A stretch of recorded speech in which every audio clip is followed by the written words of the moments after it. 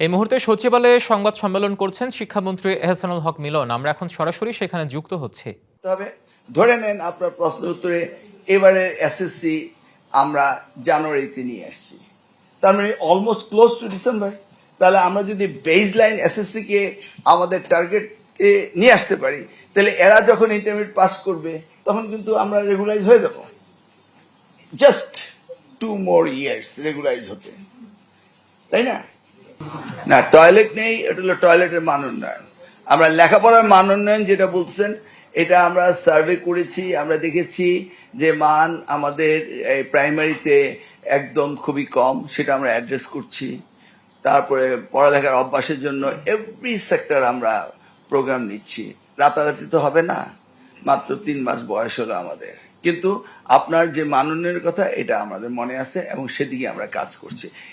ঈদ আসবে, সাথে ক্যাশব্যাকও আসবে। নিজের বা প্রিয়জনের জন্য কেনাকাটায় এবারও নগদ পেমেন্টে পাচ্ছেন দারুণ ক্যাশব্যাক। তাই যাই কিনুন, পেমেন্ট করুন নগদে।